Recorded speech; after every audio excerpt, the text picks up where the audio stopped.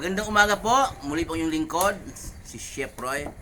Ngayon po ay 6:30 ng umaga. May babasahin po ako sa inyo, napakaganda po dito. Pakinggan po ninyo sa Gawa 11:25 hanggang 26 po.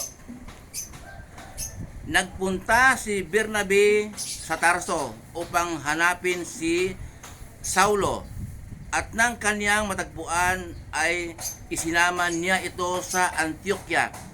Isang taon silang nananatili roon na kasama ng iglesia at nagturo sa maraming tao.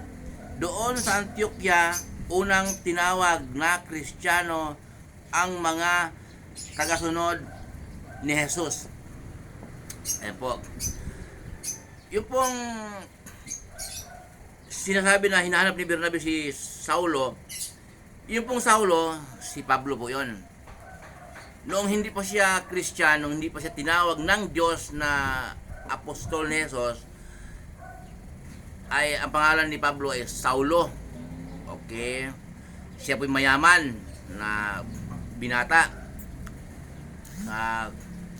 Humingi siya ng permiso sa pamahalaan upang tugisin ang lahat ng naniniwala na si Jesus ay anak ng Diyos, si Jesus ay muling nabuhay. Okay. Kalad ka rin, gapusin. Yung paglumaban, patayin. Ganon kabagsik si Pablo nung hindi pa siya Kristiyano. Kaya papunta siya ng Damasco upang hanapin ang mga sumasamba kay Jesus. Ayun, kaya po siya naging apostol. Nakita niyang liwanag, bagsak siya, nalaglag siya sa sasakyan ng kabayo. Nakabulag ng sikat ng araw na yun, nabulag siya. At sabi niya, Panginoon, sino kayo? Sino kayo? Yun. Ayan. Ako si Jesus na inusig, Saulo. Shortcut pong kwento. Ayun. Pinatuloy siya doon sa may bahay na sinasabi si Jesus, tumuloy ka doon. At kinausap si Ananias na anghel na gamutin siya.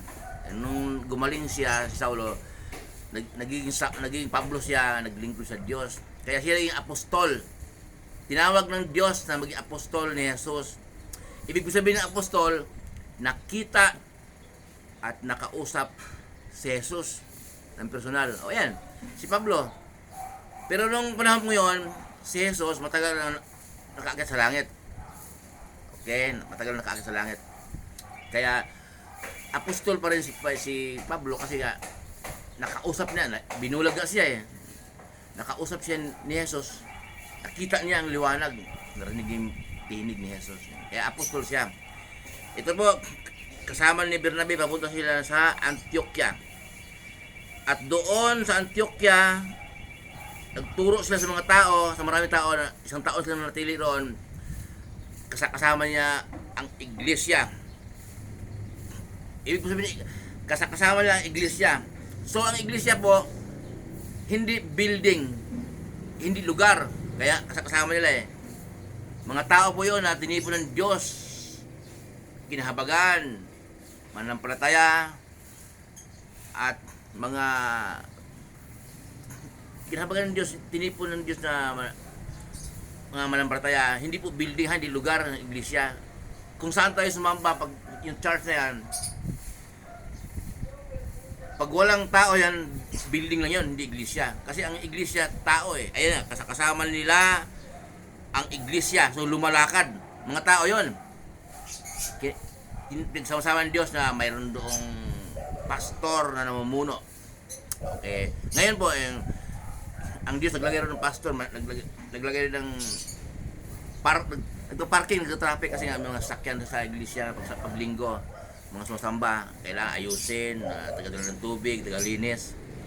Ang Diyos din ang naglagay doon.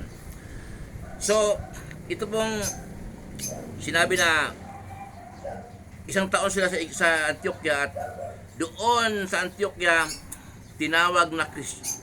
unang tinawag na Kristiyano ang tagasunod ni Jesus. Doon pala po sa Antioquia. Pag po tayong maligaw ha, doon sa Antioquia, unang tinawag na Kristiyano ang mga tagasunod ni Jesus. Pag tagasunod po ni Jesus, sinusunod natin ang Kristiyano tayo, sinusunod natin ang turo ni Jesus. at pinamumuhay araw-araw. Kasi yung iba, Kristiyano daw sila, pero tradisyon ng tao ang sinusunod.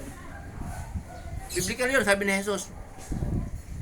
Sinasabi nyo, tama ang inyong pagsamba, tama ang inyong mga turo, pero tradisyon ng tao ang inyong sinusunod. Binaliwalaan nyo ang kalooban ng Diyos. Sabi ni Jesus yan. Kaya ang tagasunod po ni Jesus, sumusunod at ipamumuhay araw-araw ang mga turo ni Jesus, dahil yun po ang gusto ng Diyos Ama, makapangyarihan sa lahat. Paano ko nasabi? Mababasa po natin sa Mateo 17:5. Tinig mula sa langit.